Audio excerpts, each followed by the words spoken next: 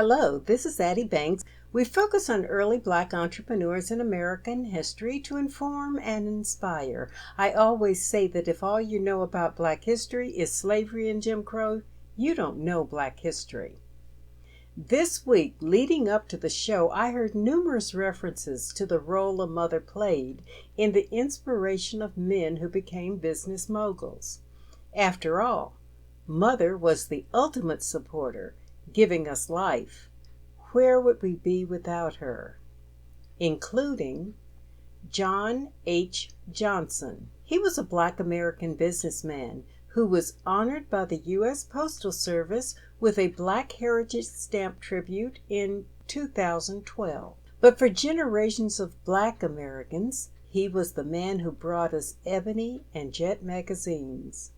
Rupert Cornwell of London's Independent newspaper noted that Johnson is remembered as a pioneer in Black journalism when a large part of America lived in the shadow of segregation and open racism. To understand the value and relevance of these magazines in our communities, you would know that every Black family had them and we kept them. We devoured the pages every month and week with Jet. Ebony and Jet were staples in nearly every middle-class Black American household for decades.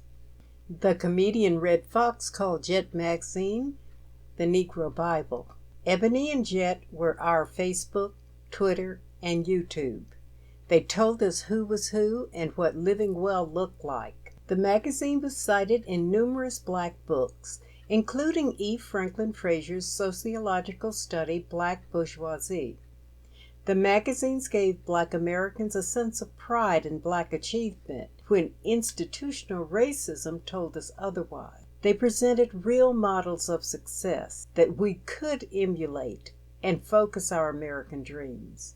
They gave Black Americans voice. John Harold Johnson was another of those successful people who did not seem destined for success according to the standards of his time. Who knew that a Black boy, born in rural Arkansas in 1918, the grandson of slaves, would build a media empire? When he was 6 years old, his father died in a sawmill.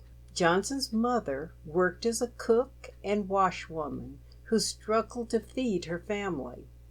She found some relief when she remarried. John was raised by her and his stepfather.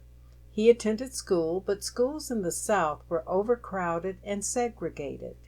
Johnson was clearly smart and loved learning, but he repeated the 8th grade, not because he was deficient, but because that was the end of the academic offerings at the time, with no public high schools available anywhere. John Johnson's story of success was fueled by his mother. Throughout his life, her support and belief in his abilities to succeed was unfailing. John's mother was a deeply religious woman whose faith and convictions sustained the family. She was determined to see John's dreams of success come true. Later, we will see just how important this was in his career. As a boy, John's family faced poverty on every side in rural Arkansas during the Great Depression. John's mother saved enough of her earnings doing domestic work to move her family to Chicago, Illinois in 1933. His parents hoped to find work there and were eager to find an opportunity for John to continue school. His mother and stepfather scoured the city looking for jobs, but to no avail. John also looked for work after school and during the summer, but without success. It was the Great Depression. When all else failed, the family applied for welfare and received it for 2 years. Fortunately, the government began hiring people in work programs to counter the depressed economy. Johnson's stepfather was finally able to obtain a position with the Works Progress Administration, the WPA, and Johnson himself secured a job with the National Youth Administration.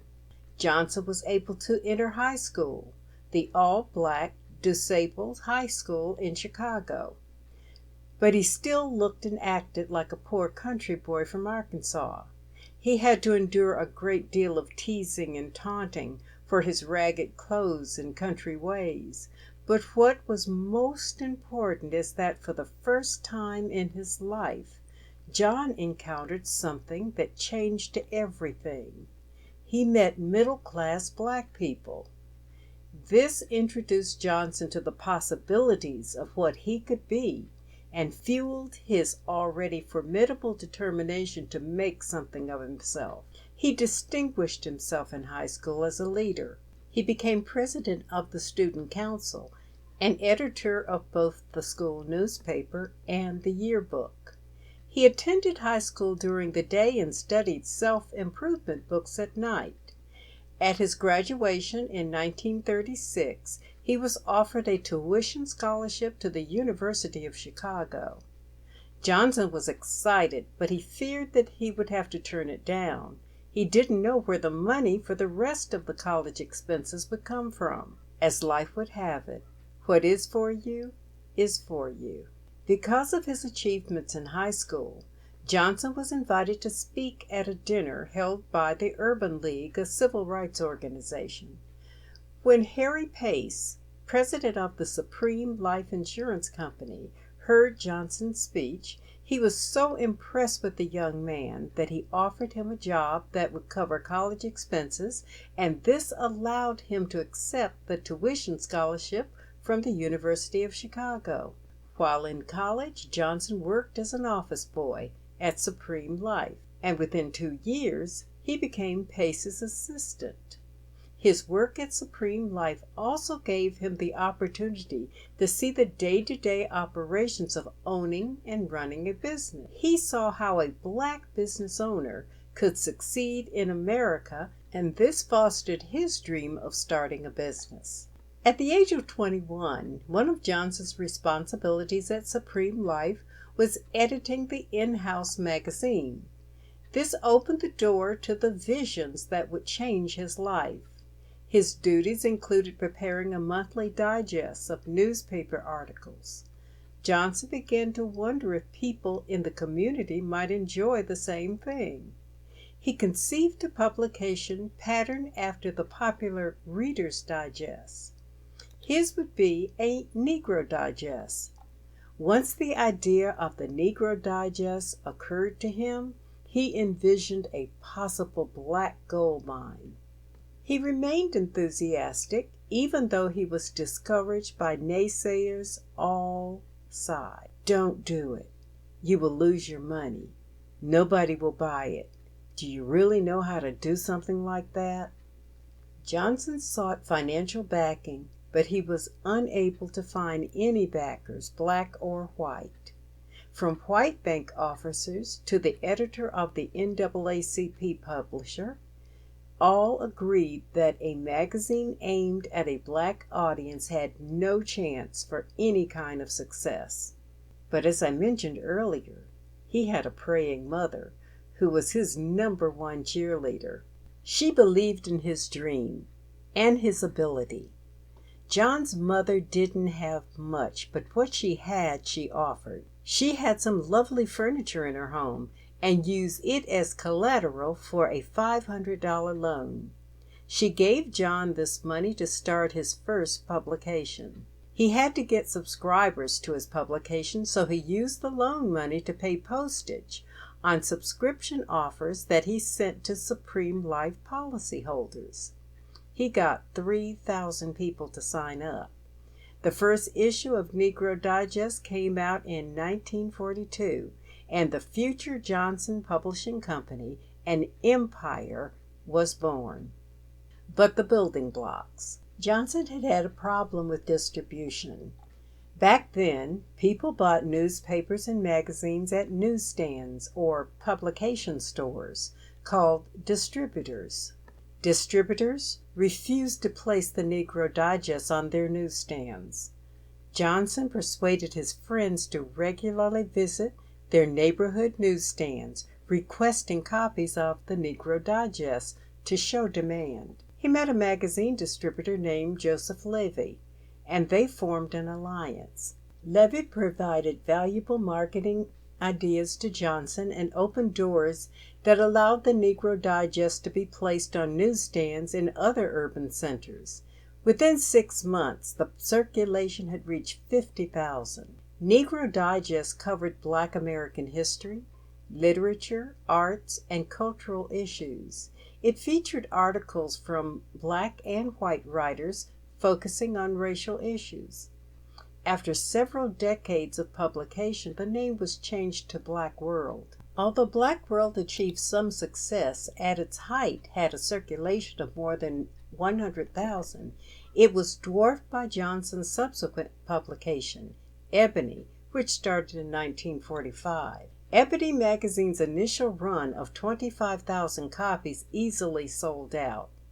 The articles in Ebony, which were designed to look like the popular white magazines Life and Look, emphasized the achievements of successful Black Americans. Photo essays about current events and articles about race relations were also included in Ebony.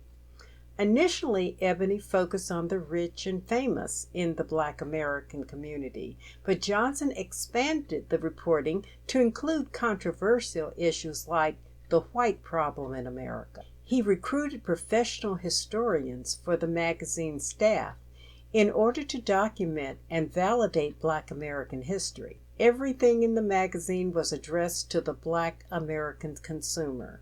Johnson maintained that Ebony's success was due to the positive image of Black Americans offered. Ebony set the standard for ethnic publication. There was no other like it, and thus no competition. Johnson had cornered a market, and he was ever the marketing genius.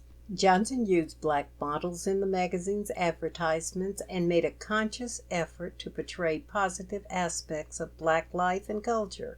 He introduced advertisers to a new market, the Black middle class. Johnson's magazine relied heavily on his selling skills, particularly during those first years. He had to land advertising accounts to support the upscale quality of Ebony and generate revenue.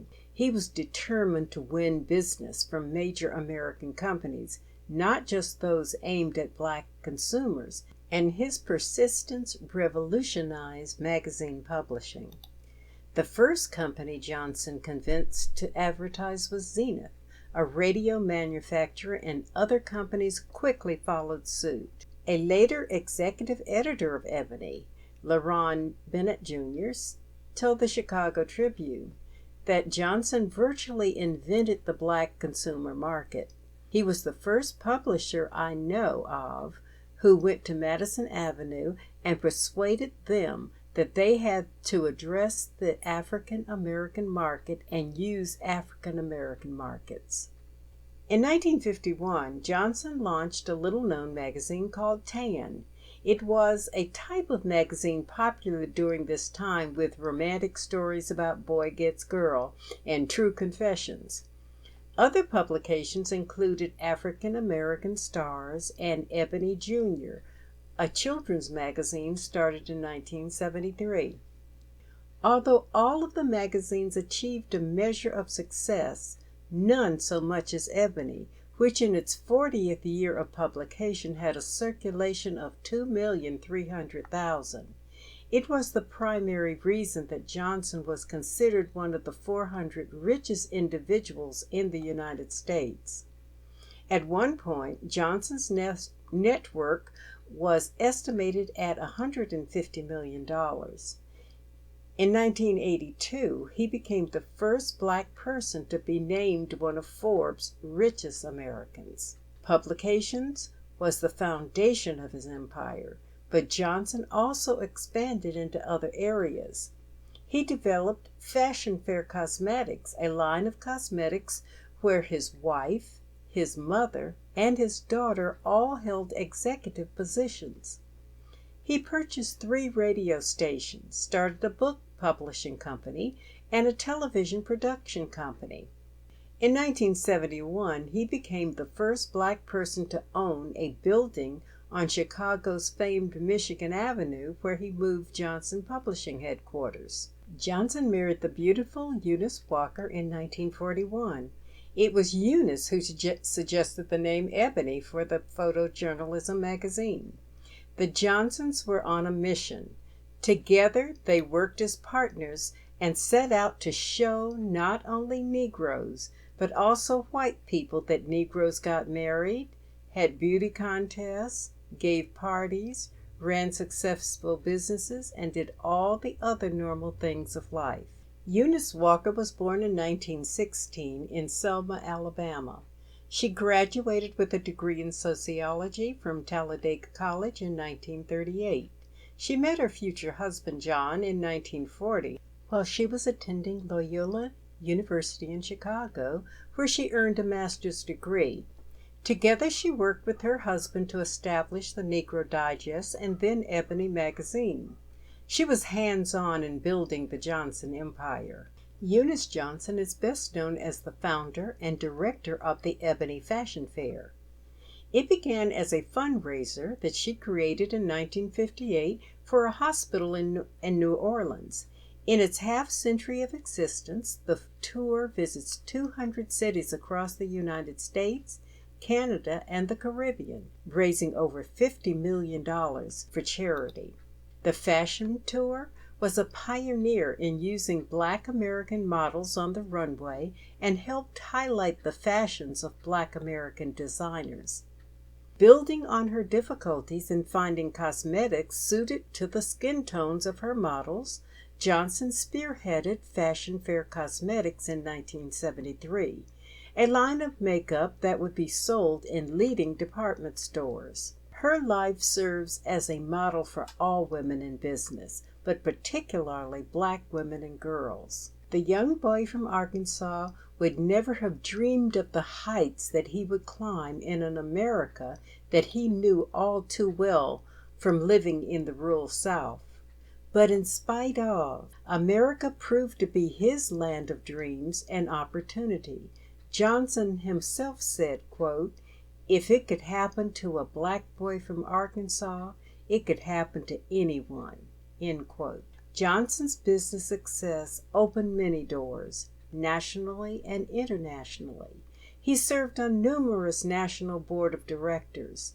In the 50s, he accompanied President Nixon on goodwill tours to African countries, Russia, and Poland. In the 60s, Johnson was appointed 2 special ambassadorships in Africa. In 1996, President Clinton awarded him the Presidential Medal of Freedom. Johnson's honors and awards cannot be noted in this time period. In 1951, ripe with separate but unequal, he was the first Black American to be selected as Young Man of the Year by the United States Chamber of Commerce. Johnson was awarded at least 6 honorary degrees at American universities, including Harvard. In 1997, the founder, publisher, chairman, and CEO of the largest Black American publishing company in the world, offered this advice, quote, "Convince people it is in their best interest to help you," end quote. Now that's good advice. The publications. Negro Digest. The Negro Digest, founded in 1942 in Chicago, set a new tone for Black publications. Johnson wanted to present positive stories about the Black American community. One of the most interesting and well-known columns in the magazine was entitled, "If I Were a Negro." This column concentrated on the unsolicited advice that Black people received by asking prominent, mainly white citizens for their opinions for resolution of unsolved Black problems. The issue, featuring First Lady Eleanor Roosevelt's contribution, doubled the usual number of copies sold overnight. I wonder what her suggestions were to the "If I Were a Negro" question. After publication of Ebony and Jet, the circulation of Negro Digest started to decline. It ceased publication in 1951 and restarted with a different spin in the early 1960s and was renamed Black World in 1970. The new magazine reflected the range of its audience, which extended to Africa and much of the African diaspora. It abruptly discontinued in 1976. Ebony magazine. Ebony was published monthly, catering to the Black American market, starting in 1945. In 2017, Ebony magazine reported a total circulation of over 1,300,000 subscribers. From the first, Ebony has been persistently upbeat and uplifting of Black culture and values. Johnson strove always to address Black American issues, personalities, and interests in a positive and self-affirming manner. Its cover photography has featured prominent Black American public figures from all walks of life. If they were newsworthy, they were in Ebony. To appreciate Ebony magazine, you need to sit with an older generation Black American who can tell you personally how Ebony informed and inspired the entire community. The impact was enormous, and many people still have copies tucked away. Perhaps you could ask to see a few. In November 2010, the magazine celebrated its 65th anniversary, and like magazines of all types in this digital age, Ebony has gone through many changes. An online presence attempts to highlight Black personalities and issues. Jet magazine. Jet is a magazine currently in digital format, marketed to Black readers. Founded in 1951, this small-sized digest was known as the Weekly Negro News magazine. Okay, you pick up the new Jet, and what do? Open the centerfold for your first look at the beauty of the week, that week's Black beauty in her tasteful swimwear. She was often a pretty college girl. The centerfold never disappointed, as Jet could always find lovely young ladies throughout America. But Jet was about far more than beautiful women. It was the go-to for bite-sized news, sports, politics, personalities, and issues of the day. They even had a few community weddings announcements. Jet was notable for its role in chronicling the civil rights movement from its earliest years, including coverage of the Emmett Till murder, the Montgomery bus boycott, and Martin Luther King Jr. Johnson Publishing Company published the final print issue on June 23, 2014. A Life Well Spent. After a long illness, John Johnson died in 2005 of heart failure. He was 87 years old. His wife Eunice died in 2010 of renal failure at the age of 93.